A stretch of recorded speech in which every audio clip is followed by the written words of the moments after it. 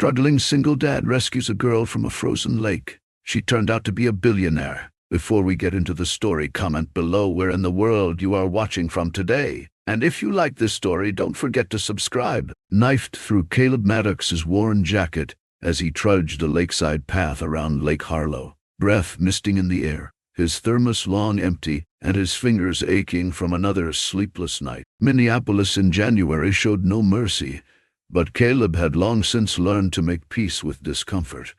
He walked that same route every morning before his shift at the high-rise downtown, keeping his mind focused and his heart steady. A single father couldn't afford the luxury of collapse. Grace, his daughter, would still be asleep when he got home. He liked it that way. He got to see her face in the soft light of dawn, wrapped in her favorite purple blanket, clutching the stuffed rabbit Maria had sewn before the sickness stole her away. That memory kept him warm in ways fleece and gloves couldn't. The ice groaned. The ice groaned. He paused. A sound that didn't belong joined the creaks and moans of the frozen lake. A scream. He scanned the fog-thick horizon. A figure flailed near the lake's center, ice cracking in jagged spokes around her. There was no one else in sight. Caleb didn't think. He ran. Each step across the ice was a gamble. The cold reached up through his boots, biting deep, reminding him how thin margin was between survival and tragedy. As he drew closer, the woman's eyes locked with his, wide with terror. Her arms slapped against the icy water, trying and failing to cling to the edge. "Hold on," he shouted, but she was already slipping under. He dropped to his stomach, distributing his weight, and crawled until the world around him felt like glass straining beneath pressure. He reached out, barely grabbing the wrist before it vanished. Her skin was frigid, but her grip tightened with the ferocity of someone who had not yet given up. With a roar, he pulled. The lake tried to claim them both, but Caleb gritted his teeth, anchoring himself with everything he had. She broke the surface, gasping, coughing, eyes searching his face like it was the only tether left to the world. "I've got you," he said, and he did. The ambulance had already whisked her away by the time Caleb stumbled home, soaked and shivering. He fumbled with the keys, his muscles locking from the cold. The door creaked open and warmth greeted him, along with a clatter. "Daddy?" Grace called, and then the sound of coins spilling. Her pink piggy bank lay shattered on the linoleum. "You're freezing." "I'm okay, sunshine," he lied. "Just a little cold." She fetched his thickest sweater, Maria's last Christmas gift, and wrapped it around him. Then she offered the coins. "You might need this, Daddy." "You saved somebody." He couldn't stop the tears. Not from the lake, not from the wind, but from the weight of a child too young to carry this much. By morning, the story had gone viral. "Mysterious woman rescued in Lake Harlow," the headline read, beside a grainy shot of the scene. Caleb recognized her face when the news showed it clearer. Vivian Hartley, heiress to Hartley Global, missing for 6 months. He sank into the sofa, Grace asleep on his lap, heart pounding as reporters speculated. She'd disappeared without a trace. Some said she cracked under pressure. Others whispered about scandal. None of it mattered to Caleb. He hadn't saved an heiress. He'd saved a human being. Still, he knew trouble when he saw it. The knock came just before noon. Detective Leona Chen stood on his stoop, coat dusted with snow. "Mr. Maddox," she said, holding up her badge. "I need to speak with you about Miss Hartley. I already gave a statement. She asked for you." Vivian's hospital room was nothing like the world Caleb knew. Chrome fixtures, fresh orchids, and a view of the skyline. She looked small in the bed, IV tubes snaking into her arms. Yet when their eyes met, the recognition was instant. "You," she said, her voice hoarse. "You gave me quite the scare," Caleb replied. She managed a tired smile. "I gave myself one, too." There was a silence neither rushed to fill. It was full of things neither of them knew how to say. "Thank you," she said finally. "You didn't have to." "Yeah, I did," he said simply. Her eyes welled, and for once, the woman who'd had everything found herself speechless. He didn't mean to return, but he did. The second time, Grace was with him, clutching a new drawing. A picture of a frozen lake, a stick figure reaching for another beneath a crooked sun. Vivian cried when she saw it. "This is Grace," Caleb said, suddenly awkward. "She wanted to bring you something." "It's beautiful," Vivian said, brushing away tears. "Can I keep it?" Grace beamed. "Daddy says you're strong. Are you going to be okay?" Vivian looked at Caleb, then at Grace, and she nodded. "I think so." They left as quickly as they came, but something lingered between them, a thread neither knew how to name. Vivian stared at the drawing for hours. No one had looked at her like that in years. Not with expectation, but with hope, with faith, with fate, with love. She thought of that man and his daughter, their tiny apartment, their quiet strength, and she wondered if maybe, just maybe, she'd been pulled from the ice for more than survival. Perhaps she'd been saved for a chance to begin again. A quiet hero, and the cracks of fame. The front door creaked open just after dawn. The icy wind following Caleb Maddox into the modest apartment he and Grace called home. His boots left wet tracks on the floor, his jacket soaked, his fingers stiff and raw from the frozen water of Lake Harlow.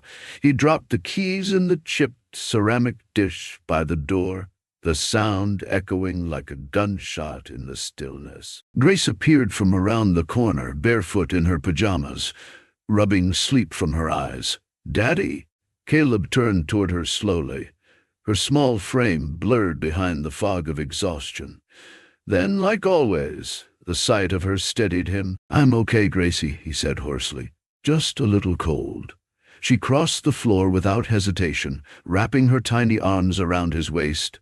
He dropped to his knees, soaked clothes and all, and pulled her in. Her warmth was like a balm. "Mrs. Garcia said you were late," she murmured against his shoulder. I thought maybe the bad ice got you." Caleb swallowed hard, guilt rising in his throat. "I'm here now." From behind her back, Grace pulled out her pink piggy bank, the same one Caleb had fixed with glue and tape more times than he could count. "You can have it," she said simply. "If the car's broken again or the fridge, we don't need ice cream." He shook his head slowly, tears pricking at the corners of his eyes. "You keep that safe, sweetheart. That money's for college." She frowned. "But you always say people matter more than money.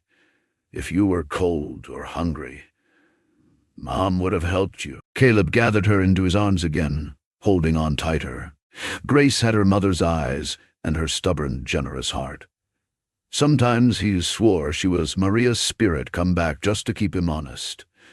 A knock at the door broke the moment. Caleb stood, scooping Grace into one arm and cracking the door open with the other. Detective Lisa Chen stood there, flanked by 2 reporters and a photographer, their lenses already raised. "Mr. Maddox," Chen said, calm but firm. "We need to speak with you." "Now's not a good time," Caleb muttered, shielding Grace behind his leg. "The woman you saved is Vivian Hartley," she said, "of Hartley Global. Her family is looking for her. The world is." Grace peeked out from behind him, eyes wide. Caleb closed the door gently but firmly. Later, the news would hit. "Minneapolis janitor rescues billionaire heiress." His name flashed across channels and social media. Pictures of him drenched on the lake shore. Grace's school named in profiles.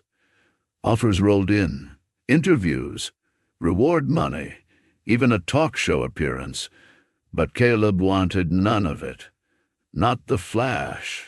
Not the questions. Not the lies. He didn't save her for a headline.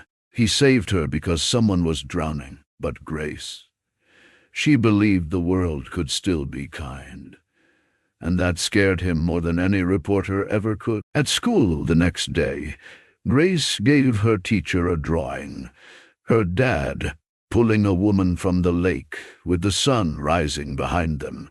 She titled it, "My Daddy is Brave." Vivian Hartley, still unconscious in a private hospital suite, had no idea that somewhere in a modest apartment, a little girl had already made her part of the family, and that her rescue had started more than just a headline. It had started a reckoning, one that neither she nor Caleb would be able to run from for long. Between hospital walls and hidden truths, Vivian Hartley stirred, the sterile scent of antiseptic and the soft beeping of monitors pulling her from the depths of unconsciousness. Her eyelids fluttered open, revealing the muted tones of a private hospital suite, bathed in the pale light of dawn. The room was adorned with bouquets of flowers, their vibrant colors a stark contrast to the cold, impersonal atmosphere. As she shifted, a small card resting on the bedside table caught her attention. With trembling fingers, she reached for it. The simple crayon drawing of a lake and two figures, one pulling the other from the water, staring back at her. Beneath the illustration, in a child's handwriting, were the words, "Get well soon. Love, Grace." A lump formed in Vivian's throat as she traced the lines of the drawing. Memories flooded back, the icy grip of the lake, the sensation of sinking, and then strong arms pulling her to safety. Caleb Maddox, the janitor who had risked his life to save hers, and his daughter, Grace, whose innocent gesture now pierced through the layers of Vivian's carefully constructed facade. Tears welled up as she realized the depth of her isolation. Despite the opulence surrounding her, despite the power and influence her family wielded, it was this simple card from a child that touched her heart in a way no boardroom victory ever had. The door creaked open and Vivian's mother, Eleanor Hartley, entered, her heels clicking against the polished floor. Her impeccably tailored suit and composed demeanor exuded control. "Vivian," Eleanor began, her tone clipped. "You're awake." "Thank goodness. We've been worried sick." Vivian's gaze remained fixed on the card in her hands. "How long have I been here?" "2 days," Eleanor replied, approaching the bed. "The doctors say you'll make a full recovery." "But, darling, disappearing like that for 6 months, what were you thinking?" Vivian's grip on the card tightened. "I needed to get away, Mother, from all of it." Eleanor sighed, her expression softening slightly. "I understand the pressure you're under, but running away isn't the answer. The family needs you. The company needs you." Vivian looked up, meeting her mother's eyes. "And what about what I need?" A flicker of surprise crossed Eleanor's face before she masked it. "We can discuss this later.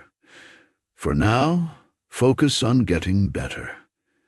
As her mother left the room, Vivian felt the weight of expectation settle back onto her shoulders. But as she glanced at Grace's card once more, a spark ignited within her, a yearning for something more, something real.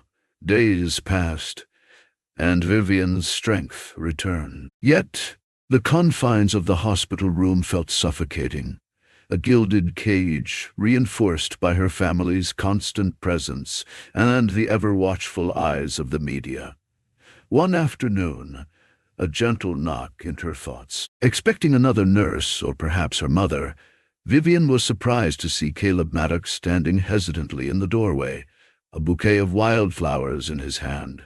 "Caleb," she breathed, a genuine smile breaking through her melancholy. "Hope I'm not intruding," he said, stepping inside. "Grace wanted to come, but she's at school. She made me promise to bring you these." He extended the flowers toward her. Vivian accepted them, touched by the simplicity of the gesture. "They're beautiful. Thank you." An awkward silence settled between them before Caleb cleared his throat. "Grace was worried about you. She talks about you all the time." Vivian's heart warmed at the mention of the little girl. She's a special child. Her card meant more to me than I can express. Caleb nodded, his gaze sincere. She's got a big heart, takes after her mother. A shadow passed over his face, and Vivian sensed the depth of his own struggles. Caleb, I can't begin to thank you for what you did. You saved my life. He shrugged modestly. Anyone would have done the same. But not everyone did, she countered gently. It was you, and because of you, I'm here. I'm here. Their eyes met, an unspoken understanding passing between them. In that moment, the walls Vivian had built around herself began to crumble, revealing the raw vulnerability beneath. As the days turned into weeks, Vivian found herself questioning the life she'd always known. The relentless pursuit of success, the constant scrutiny, the hollow relationships. It all felt so distant now. Her interactions with Caleb and Grace had awakened something within her, a longing for authenticity and connection. One evening, as she gazed out of the hospital window at the city skyline, her mother entered once more. "Vivienne, we need to discuss your return to the company," Eleanor stated, her tone leaving little room for argument. Vivienne turned to face her, a newfound resolve in her eyes. "Mother, I've been thinking a lot during my time here, about my life, my choices. I don't know if I want to go back to the company." Eleanor's eyes narrowed. "Don't be ridiculous. You're a Hartley. This is your legacy. But is it my destiny?" Vivienne challenged. "Maybe I want something different, something more." Eleanor's expression softened, a rare glimpse of vulnerability breaking through. "Vivienne, I only want what's best for you. And maybe what's best for me is finding my own path," Vivienne replied, her voice steady. Eleanor studied her daughter for a long moment before nodding curtly. "Very well. Take the time you need. But remember, the world won't wait forever." As her mother left, Vivienne felt a sense of liberation she hadn't experienced in years. She knew the journey ahead would be challenging, but for the first time, she was ready to embrace the unknown. In the weeks that followed, Vivienne reached out to Caleb and Grace, their friendship blossoming amidst shared laughter and heartfelt conversations. She found solace in their modest apartment, a stark contrast to the grandeur she'd always known. With them, she discovered the simple joys of cooking together, reading bedtime stories, and strolling through the park without the weight of expectation. One evening, as they sat on the worn couch, Grace nestled between them. Vivienne realized she had found something she'd been searching for all her life, a sense of belonging. Caleb glanced at her, a question in his eyes. "Vivienne, what do you want for your future?" She took a deep breath, her gaze drifting to Grace's peaceful face. "I want this, a life filled with love, authenticity, and purpose." Caleb reached for her hand, his touch grounding her. "Then let's build it together." Tears shimmered in Vivienne's eyes as she nodded, a genuine smile gracing her lips. For the first time, she felt truly alive, ready to embrace whatever the future held, hand in hand with the man and child who had shown her the true meaning of love and family. Vivienne Hartley stood at the threshold of Caleb Maddox's modest apartment, her heart pounding in a rhythm unfamiliar to her. Gone were the days of opulent ballrooms and high-stakes boardrooms. Today, she sought something far more elusive. Genuine connection? With a deep breath, she knocked. The door opened to reveal Caleb, his rugged features softening in surprise. Behind him, the cozy warmth of his home spilled out, a stark contrast to the sterile luxury she was accustomed to. "Vivienne," he greeted, stepping aside. "Come in," she entered, the scent of something savory lingering in the air. The living room was lived in, with mismatched furniture and walls adorned with children's drawings. One, in particular, caught her eye, A crayon depiction of three figures holding hands beneath a bright sun. Grace appeared from around the corner, her eyes lighting up. "Miss Vivian!" Vivian crouched to meet the girl's embrace, emotion tightening her throat. "Hello, Grace. I've missed you." Caleb watched the exchange, a mixture of caution and something else flickering in his gaze. "Can I get you some tea, please?" Vivian replied, rising. They settled into the small kitchen, the steam from their cups curling between them. The silence was thick with unspoken words. "I needed to see you both," Vivian began, her voice barely above a whisper, "to thank you again, and to find some clarity." Caleb's brow furrowed. "Clarity?" She met his eyes. Vulnerability laid bare. "My life has been a series of expectations and obligations. But after the lake, after you and Grace, I realized I want something different, something real." Caleb studied her, the weight of her words settling between them. "Vivian, our worlds are different. I'm just a janitor trying to raise my daughter. And I'm an heiress who's been drowning in a life that doesn't feel like mine," she countered, desperation edging her tone. "But with you and Grace, I felt something I haven't in years. Peace." He looked away, fingers tapping against his mug. "I won't let anything disrupt Grace's life. She's been through enough." Vivian reached across the table, her hand hovering over his before he allowed the contact. "I don't want to disrupt. I want to be part of something meaningful. If you'll let me." The air was thick with tension, but also with the possibility of something new. Days turned into weeks, and Vivian became a frequent presence in their lives. She joined them for dinners, helped Grace with school projects, and found solace in the simplicity of their routines. With each passing day, the walls she'd built around her heart crumbled a little more.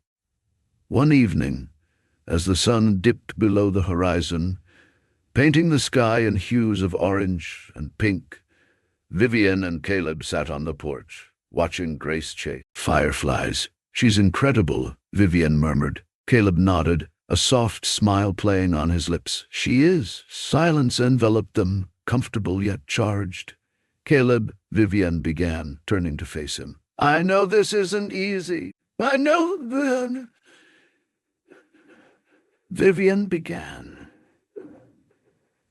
turning to face him. "Our lives, our backgrounds, they don't align. But I can't ignore what I feel." He met her gaze, the conflict evident in his eyes. "Vivian, Before he could finish, the distant sound of a car door slamming drew their attention. A sleek black vehicle was parked by the curb, and from it emerged a man in a tailored suit. Vivian's brother, Robert Hartley. "Vivian." Robert's voice was sharp, cutting through the evening calm. She stood, tension radiating from her. "Robert, what are you doing here?" He approached, disdain flickering across his features as he took in the modest surroundings. "We need to talk, privately." Caleb rose, positioning himself slightly in front of Vivian. "Anything you have to say to her, you can say here," Robert sneered. "And who are you?" "The janitor." "Enough, Robert," Vivian interjected, stepping forward. "This is Caleb Maddox, the man who saved my life. Show some respect." "Yes,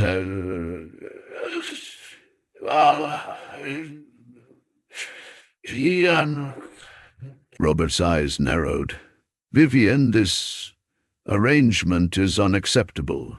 You're a Hartley. Your place is with the family, managing the company, not playing house with—" He cast a dismissive glance at Caleb.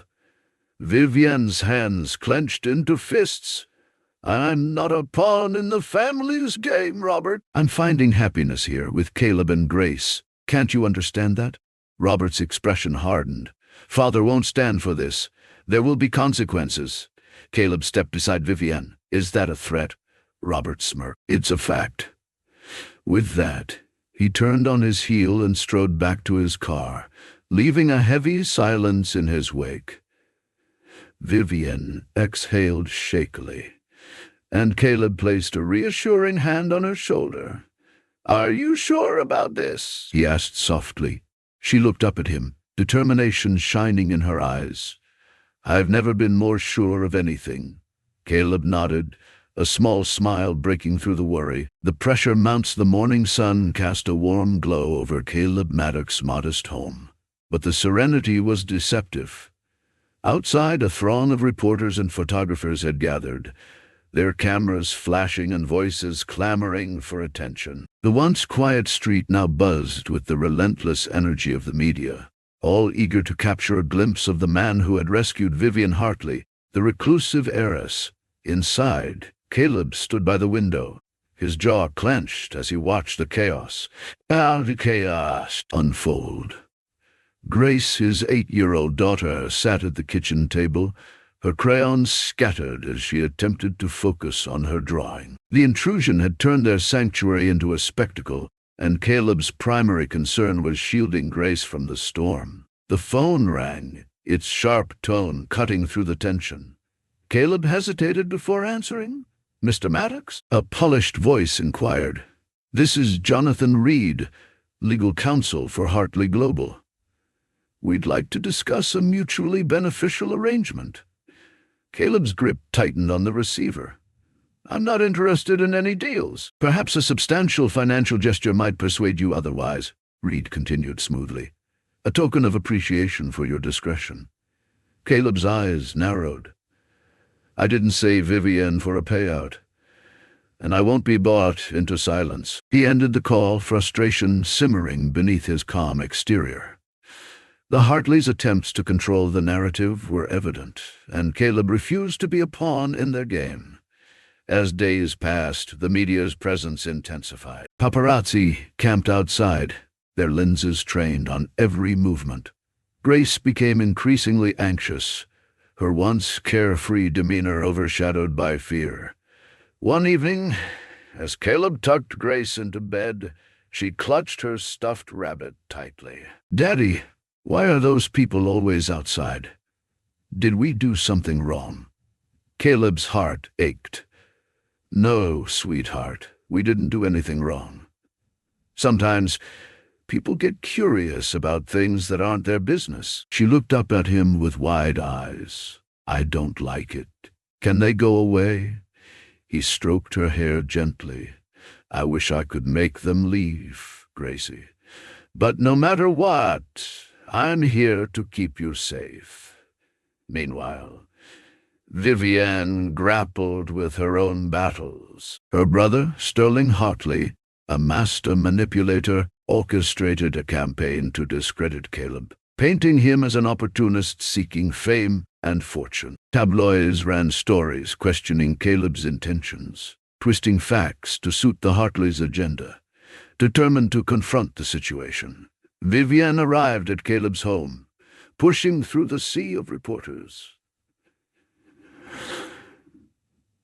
Inside, she found Caleb seated at the kitchen table, fatigue etched into his features. "Vivian," he greeted, surprise flickering in his eyes. You shouldn't be here with all this madness outside." She approached, her gaze unwavering. "I had to see you. This situation is spiraling, and it's because of my family." Caleb sighed, running a hand through his hair. "I just want to protect Grace. She doesn't deserve this."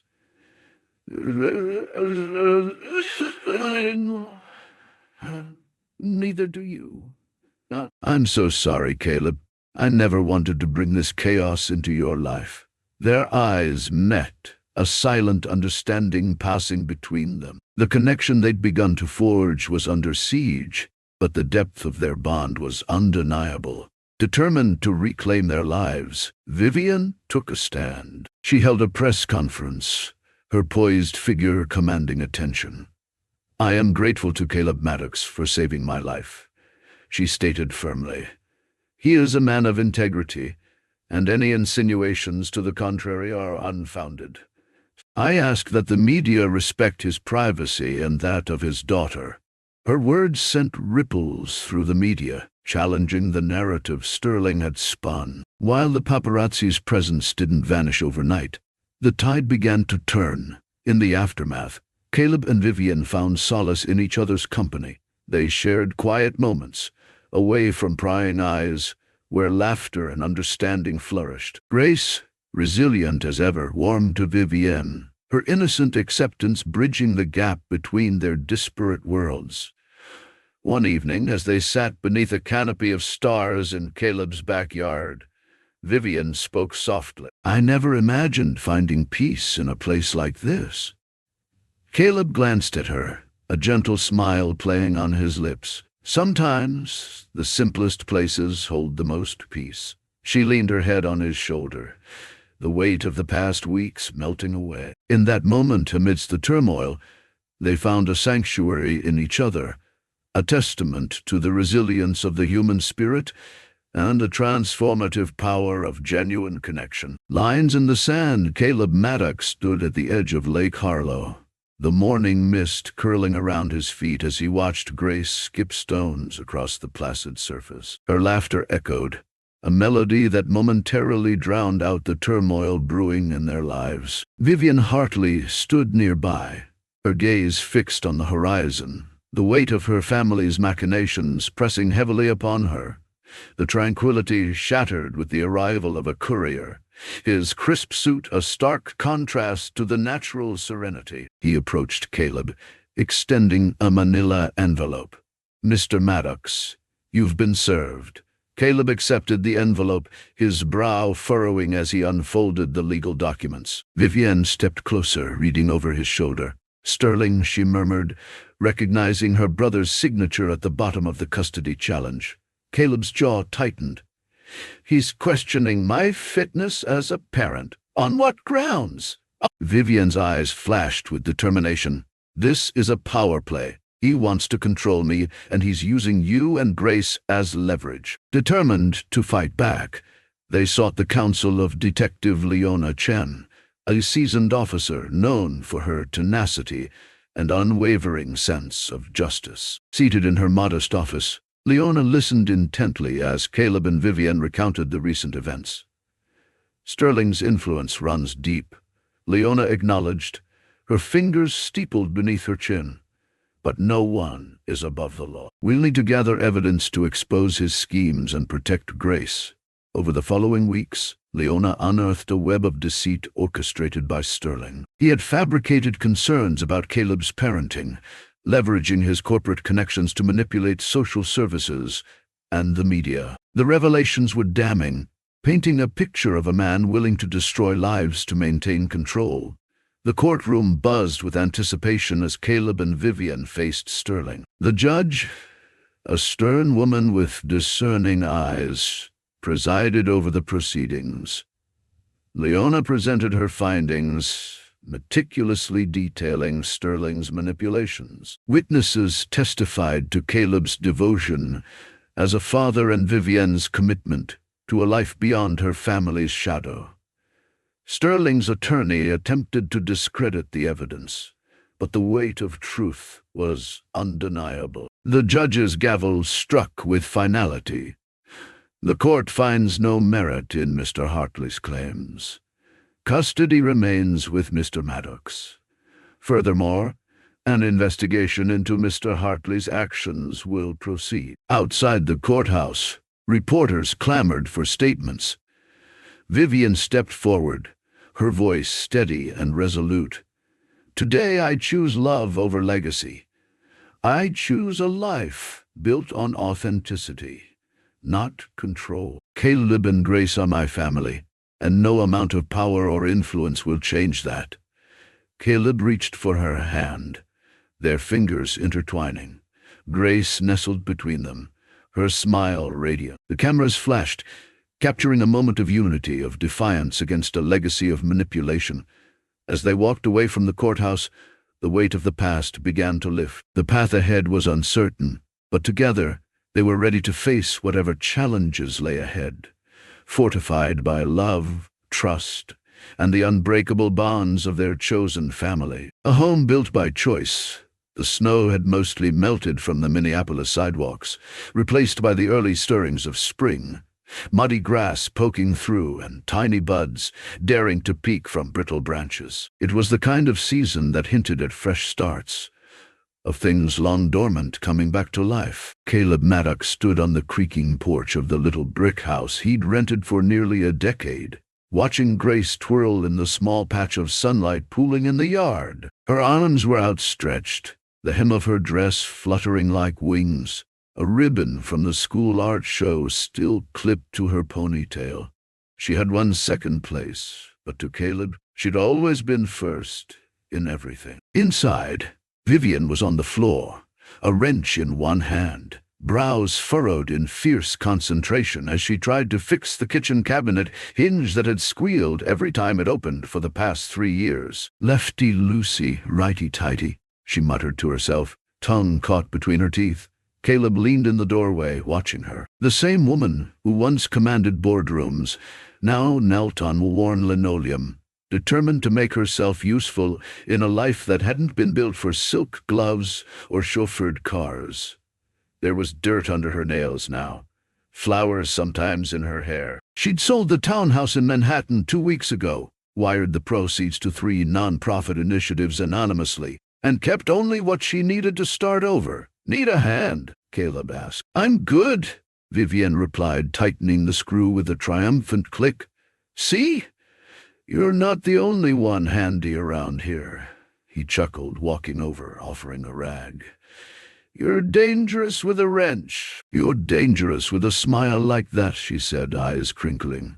They had made no big declarations since the art show, no grand gestures, just the quiet, determined work of becoming a family, each choosing it anew every morning. The media storm had largely moved on, hungry for fresher scandals.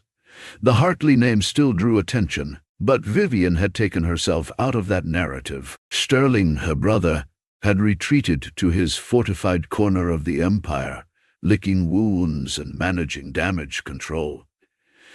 He hadn't spoken to her since her resignation, but Vivian wasn't waiting for closure. Some doors didn't need to be slammed. They just needed to stay closed. Instead, she'd focused on the life she was building, with Caleb, with Grace. They were in the process of looking at a small fixer-upper on the city's outskirts. Nothing flashy, just 3 bedrooms, a yard for Grace, and a garage that Caleb could use to pick up weekend mechanic work again. Vivian had offered to buy it outright. Caleb had refused. "We build this together," he'd said, or not at all, and she'd understood. Money wasn't the answer here. Partnership was. "Dinner's in the oven," she said now, wiping her hands. She said now, wiping her hand. "And Grace wants us all to watch The Incredibles tonight.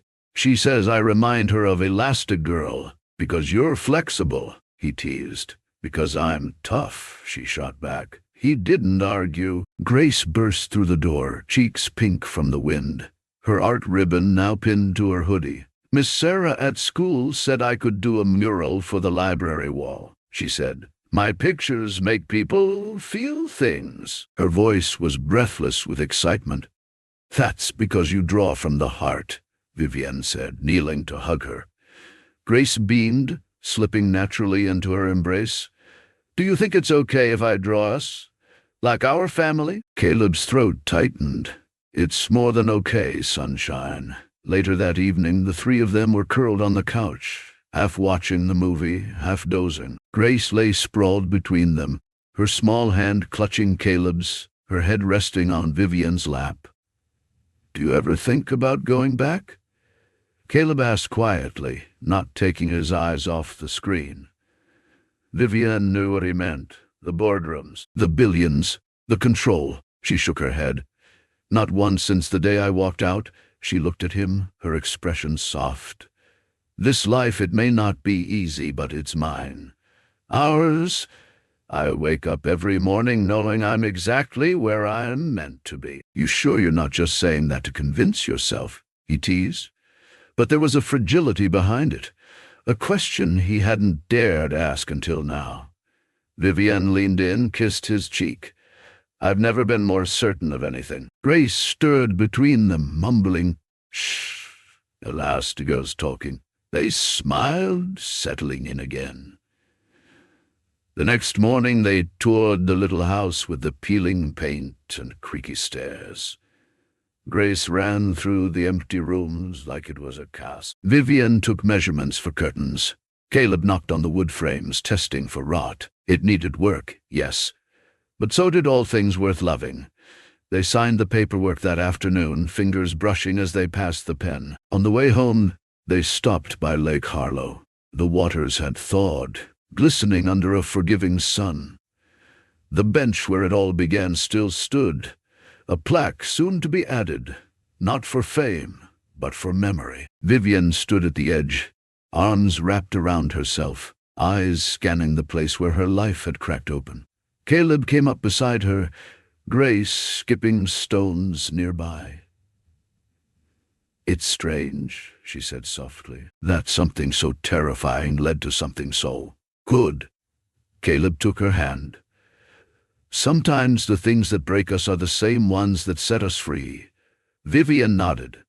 "I'm not running anymore. From them. From myself. From love." He kissed her temple. "Then let's stop walking separate paths." She turned, surprised. "Vivienne Hartley," he said, kneeling on one knee, "not with a diamond, but with a simple silver band, polished and real. Will you marry me? Will you marry me?" "Not because of what you were, but because of who you are. Now, here with us." Tears welled in her eyes. Grace ran up, breathless. "Say yes, Mom." Vivienne laughed through her tears. "Yes, she whispered. Then louder, "Sure. Yeah, yes." The lake shimmered behind them. The sun broke through clouds, and as Caleb slipped the ring onto her finger, Grace threw her arms around them both, their little family framed against the place where love had first surfaced, icy and unexpected, but enduring. Not the end, just the beginning. The morning sun spilled golden light across the hardwood floors of their modest home, tracing soft shadows from the breakfast dishes still left on the table. Evidence of a morning more joyful than rushed. Vivienne stood in the doorway of the garage, her hands still dusted with flour from Grace's pancake experiment, watching Caleb lean under the hood of the Mustang they'd been restoring for months now. The same car her father had dismissed as sentimental clutter. Funny, she thought, how the things once overlooked had now become sacred. "Flathead screwdriver," Caleb called, a voice muffled from under the car. Vivienne scanned the workbench, still getting used to the idea that she could tell the difference now between a socket wrench and a torque driver. She handed it to him with only a slight hesitation. "You know," she said, "I used to sign contracts worth billions. Now I feel accomplished, because I remembered what a flathead is." Caleb slid out from under the car, grinning. "And I used to unclog toilets and mop marble floors in office buildings. Now I own the garage." Their eyes met, and it hit Vivienne again how extraordinary the ordinary could be when shared with the right person. "You're going to be late for your class," Vivienne smiled. "She's turning into a little calendar," she whispered as she ducked into the house. By mid-afternoon, Maddox and Hartley Auto hummed with the rhythm of something alive. Grace sat at a small desk tucked into the corner, coloring a new sign for the front entrance. Across from her, Detective Leona Chen leaned on the counter, sipping coffee out of a mug that read, "I break for justice." "You know," Leona said to Caleb, "I never thought I'd see the day where the big news at this address would be whether the oil shipment arrived on time." "That's how we like it," Caleb replied. "Boring. You just got served a letter from Sterling Hartley's legal team." Caleb's expression darkened. "He's contesting the adoption, isn't he?" Vivian asked from the doorway, wiping her hands on her jeans. Leona nodded. He's claiming you're not fit. That Grace's future shouldn't be decided by what he calls an impulsive emotional connection formed during trauma. Grace looked up from her drawing. What's impulsive mean? It means your uncle's scared, Vivienne said gently, because love doesn't play by his rules. Leona smiled at Grace. Don't worry, sweetheart. We've got more than enough evidence to bury that claim, including testimony from one very smart third grader. Grace beamed. Caleb didn't. He waited until Grace was back to her crayons before pulling Vivian aside. He won't stop, Viv. Not until he gets what he wants. And what he wants is to win. To own every piece of you, even your happiness. Vivian touched his face. He can't own what I've already given away. That night, after Grace was asleep with her stuffed owl clutched in one arm and a flashlight in the other, Caleb and Vivian sat in the backyard, wrapped in an old blanket, watching the stars. I used to think power was about control, Vivian said. Boardroom votes, market sway, ironclad contracts. But this, she gestured to their small house, the garage still glowing faintly through the kitchen window. This is the only real power I've ever known. Caleb looked at her. You gave it all up? I didn't give it up, she corrected. I gave it meaning. He reached into his coat pocket and pulled out a folded piece of paper. I filled this out yesterday. Vivienne opened it. It was a letter, handwritten, with messy ink and one too many eraser marks. A request for a legal name change. It read, Grace Hartley Maddox. Oh, she asked me if she could keep both names, Caleb said softly. Said she didn't want to lose the one you gave her, but wanted to carry mine too. Tears stung Vivian's eyes. She's braver than both of us. She is us, he said. The best of everything we could have ever hoped to be. The courtroom was small, tucked away in the government center's family division. The judge, a kindly woman with silver hair and tired eyes, peered over her glasses at the three people seated before her. Sterling Hartley sat at the plaintiff's table, his lawyer a sleek shark of a man in an expensive suit. Caleb sat tall and steady. Vivian beside him held Grace's hand. I've reviewed the statements, the judge began. And I must say it's not often we see a child take such an active part in these proceedings. Grace stood proudly. I made a drawing, too, she announced, holding it up. It showed a house, a car, a garden, and 3 stick figures holding hands under a sky of stars. She'd written in careful print, My family, forever. Sterling shifted, clearly irritated. The judge looked at him. Mr. Hartley, your concerns are noted, but unsupported. This child is clearly loved, stable, and thriving. The court sees no grounds to interfere. Gavel. Done. Done. Done. Vivian exhaled for what felt like the first time in months. Their wedding was small and mostly spontaneous, held under the oak tree in the backyard, officiated by Leona Chen, who turned out to be an ordained minister for emergencies like this, she joked. Mrs. Alvarez from the bakery down the street brought empanadas and lemon cake. Mike, their first mechanic hire, played guitar. Grace wore a flower crown she'd made herself and handed Caleb the rings with shaking fingers. Vivian said her vows with grease under her nails and a wrench tucked into her bouquet. Because I want to build things with you, she said. Not just engines, but memories. Not just a home, but a life. Caleb said his with tears in his eyes.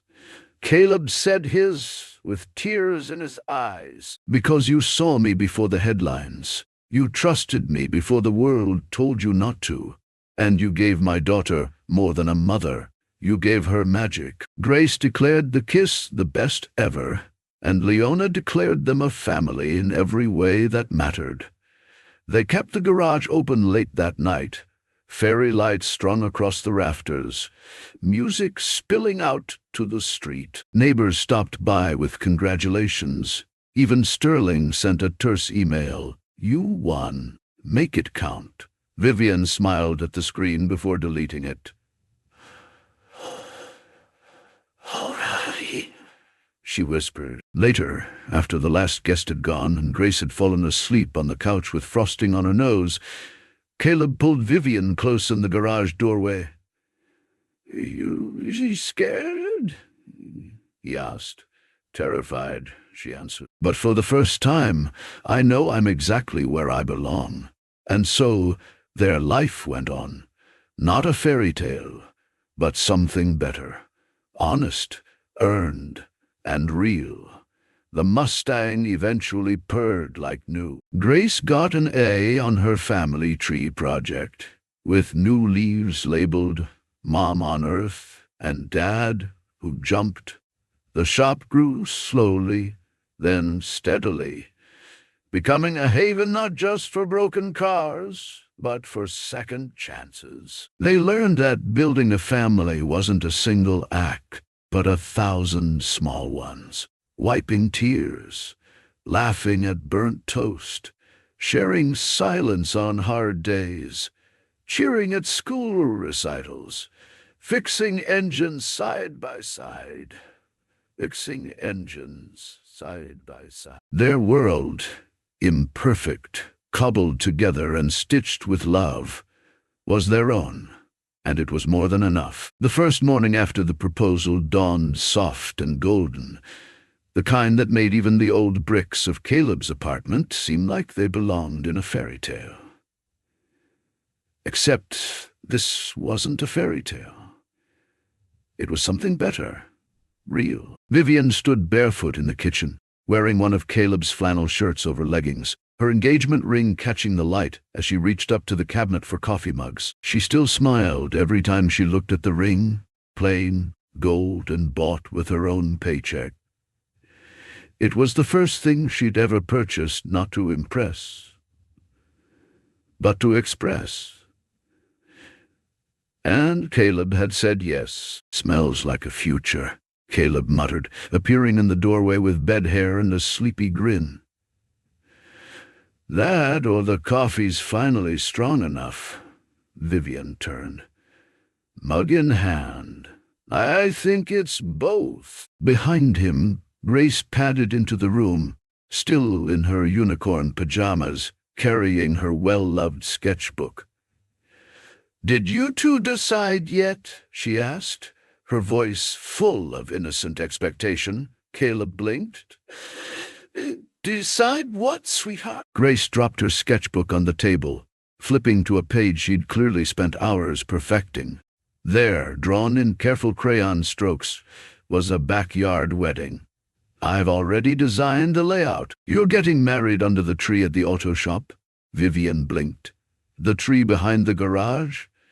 "It's perfect," Grace said, pointing. "That way, everyone important can come, even Bumper." Bumper was the shop's unofficial mascot, an old three-legged dog who slept near the lifts. Caleb rubbed the back of his neck. "Well, when you put it like that." Grace crossed her arms, suddenly very serious. "Mom, are you saying yes to my plan or not?"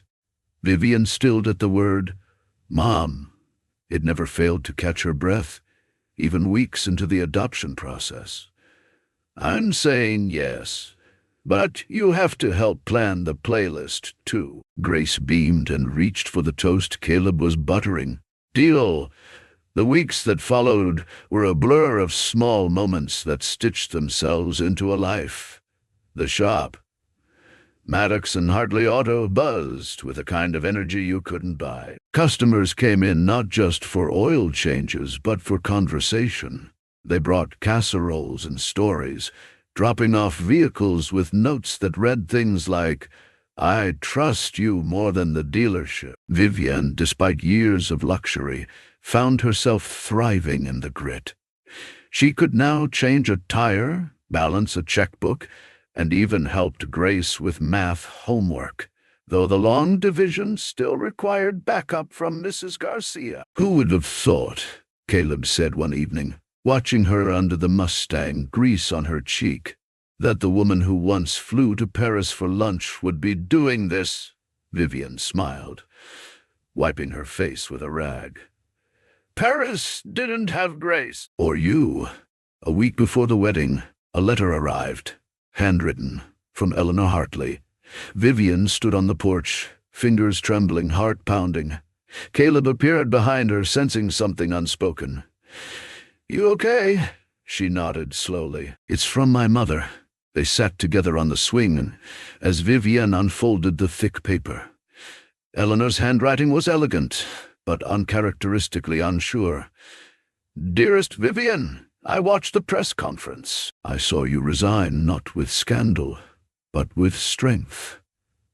I won't pretend to understand everything or to agree with all your choices, but I do see now. I never really saw you before. Only the version I thought I needed to shape. If you'll have me, I'd like to attend your wedding, not as Eleanor Hartley, chairwoman of anything, just as your mother. Tears spilled down Vivian's cheeks before she could stop them.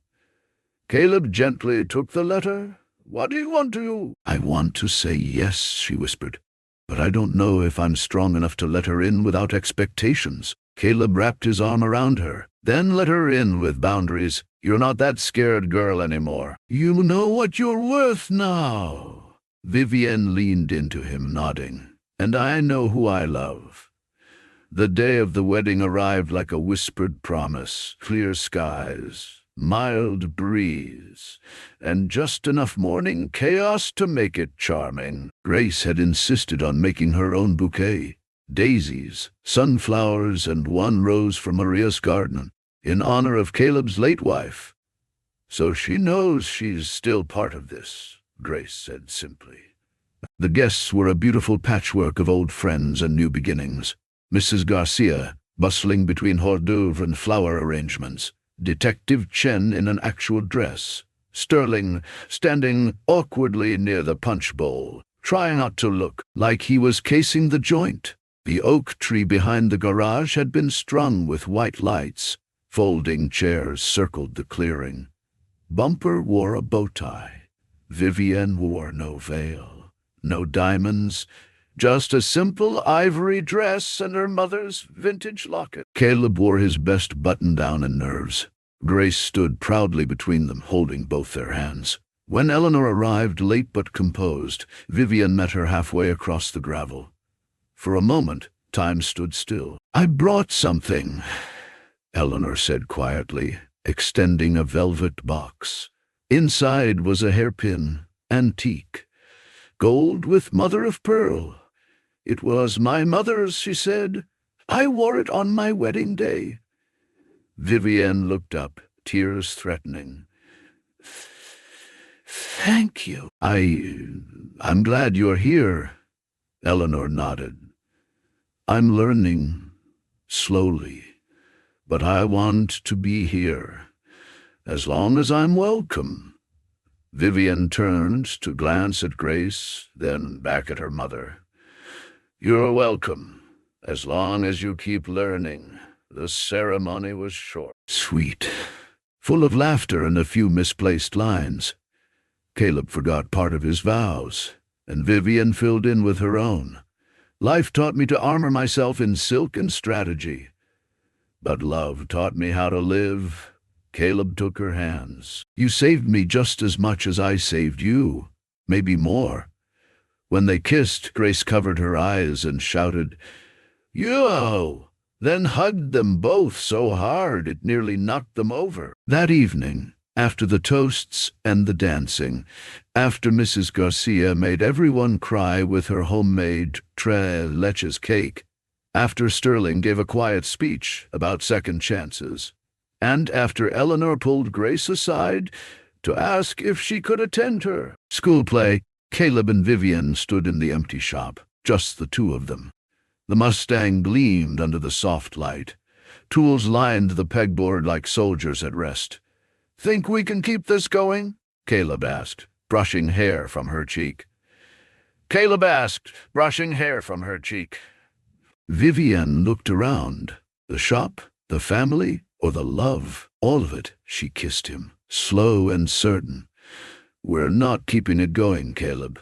We're building it. One oil change, one late-night homework session, one shared dream at a time. A small sound interrupted them. Grace stood in the doorway, still in her flower girl dress, yawning. "Can I sleep in your room tonight?" Caleb opened his arms.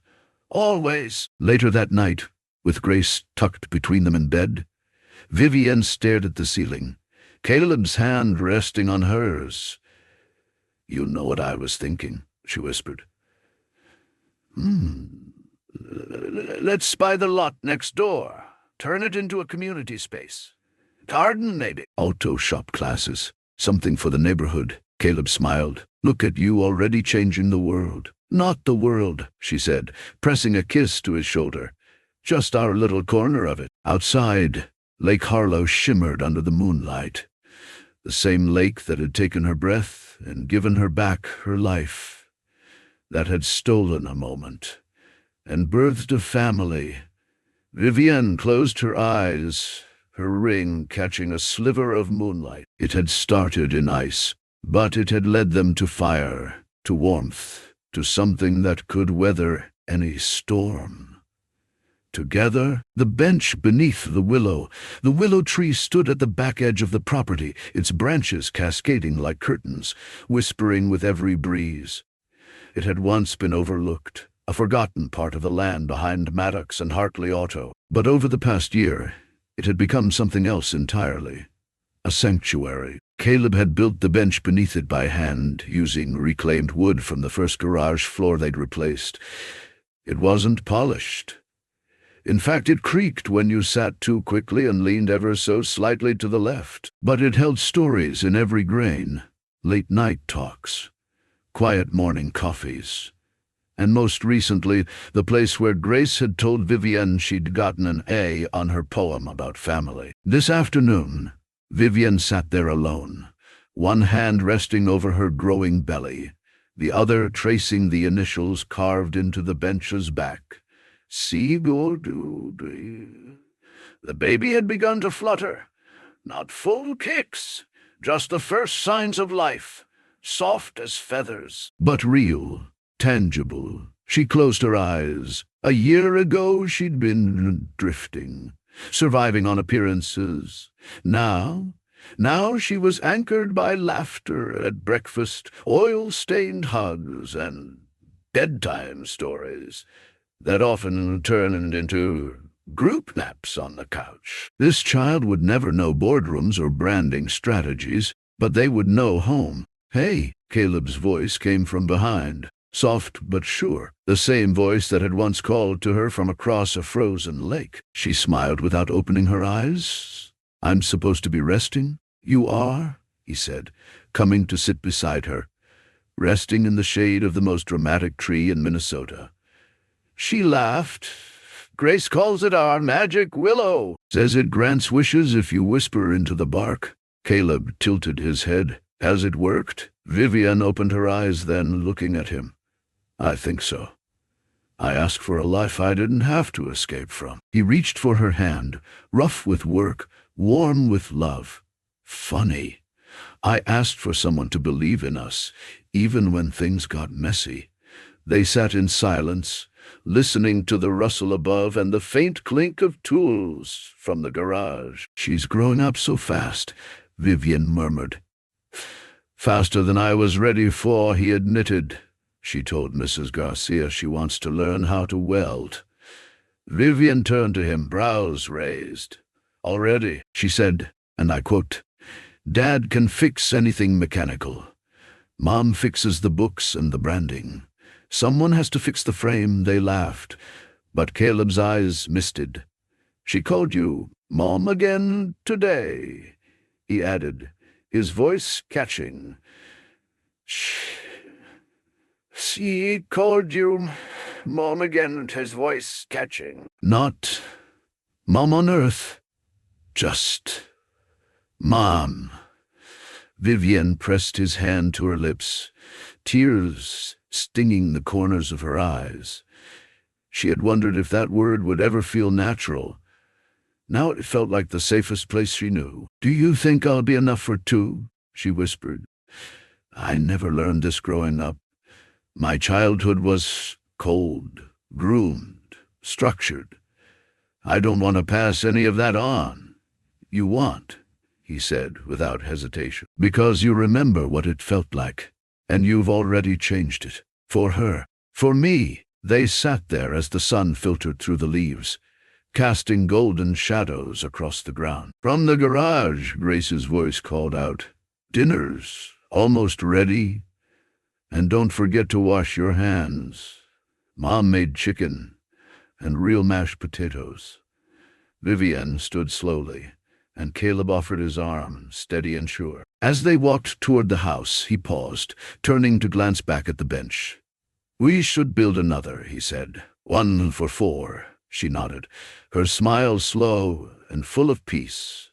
"And we'll let the kids carve their initials this time." That evening, as twilight softened the edges of the sky, Grace set the table with her usual flair.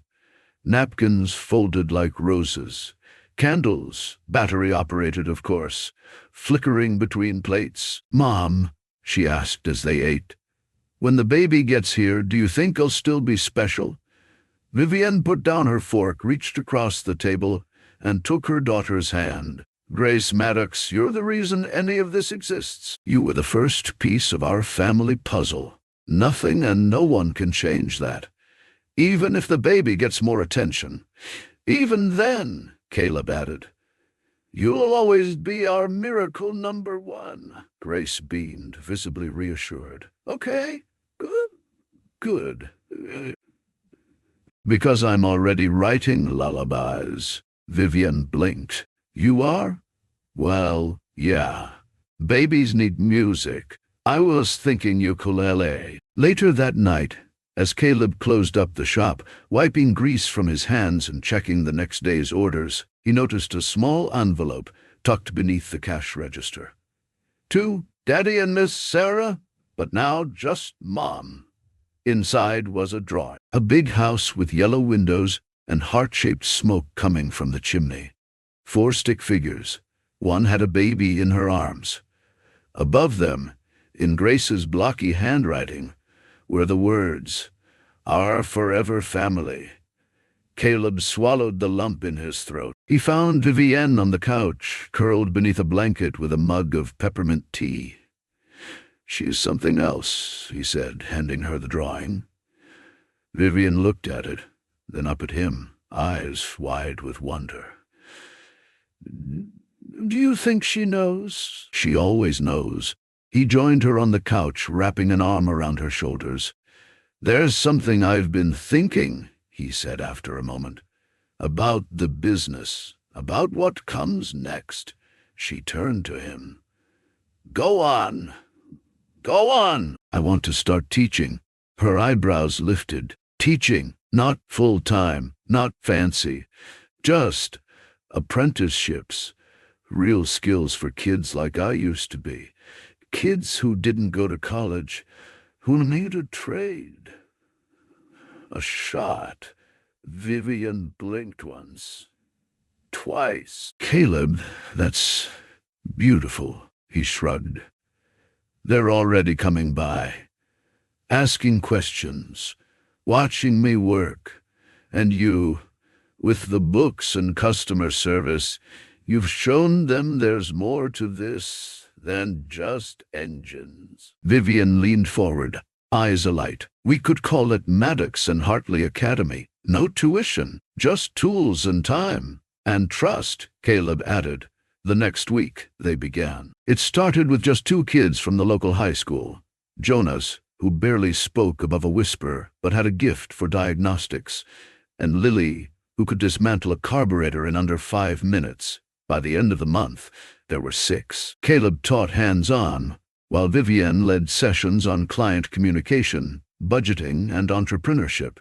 Grace made welcome signs and handed out cookies. The garage, once just a livelihood, became something greater, a place of second chances, forged from bolts and belief. On a clear spring morning, Vivienne stood once more beneath the willow tree, this time holding a tiny bundle wrapped in a soft blue blanket. Grace sat beside her, humming a lullaby on her ukulele, as Caleb adjusted the new plaque on the second bench. Built by hand, grown by heart, Maddox family est.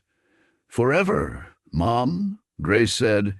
Yes, sweetheart. Yes, sweetheart. Is it weird that I feel even more like a big sister now than when he was born? Vivienne smiled. Not weird at all. That's the magic of this place. They sat quietly, listening to the rustle of the willow, to the distant sounds of the garage, to the coos of a baby born not into privilege or perfection, but into love.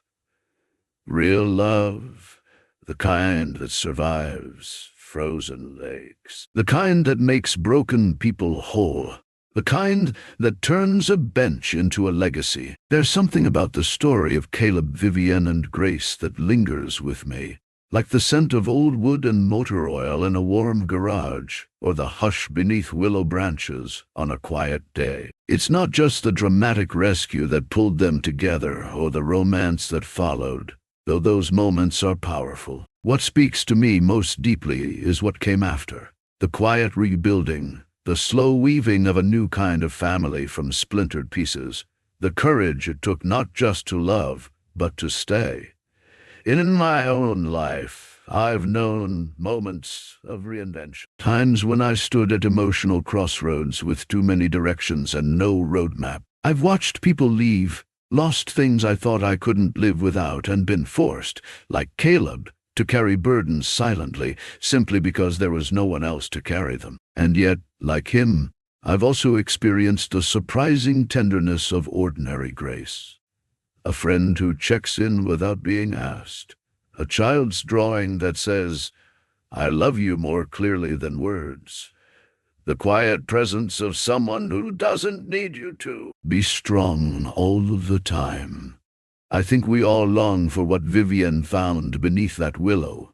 Somewhere we can be fully ourselves, unedited. We live in a world that prizes image, polish, speed, and success. But this story reminds me that real life, real love, is often born in the cracks, in the flawed and vulnerable places we tend to hide. It's in the decision to sit beside someone on a worn-out bench, rather than solve all their problems. It's in letting go of a scripted life to build one that actually fits the shape of your soul. What stays with me is the idea that legacy isn't just something you inherit or build with money. It's what you leave behind in how you loved, how you forgave, how you grew through the mess. It's the way you teach someone to fix more than just cars. You teach them to fix trust, to repair dignity, to believe again. That's something I want to carry into my own days, to be less concerned about perfection and more focused on presence, to choose to build something slow and steady, even if it leans a little to the left like Caleb's bench. And above all, to remember that it's okay to not have it all figured out. Sometimes, being brave simply means showing up, day after day, with an open heart, grease on your hands, and love in your pockets. Because in the end, like Caleb and Vivienne, we're all just trying to build something that lasts, something that feels like home. Before we go, I'd love to hear from you. Where are you watching from? Are you tuning in from the heartland of America? A quiet countryside? Or maybe a bustling city dreaming of open fields? Drop a comment below. I read every single one. And if this story touched your heart, inspired you, or simply gave you a moment of warmth in your day, don't forget to hit that subscribe button and turn on notifications so you never miss another uplifting story like this. Thank you so much for being here. Your support means everything, and I can't wait to bring you more heartfelt stories soon. Until next time, stay kind, stay inspired, and I'll see you in the next one.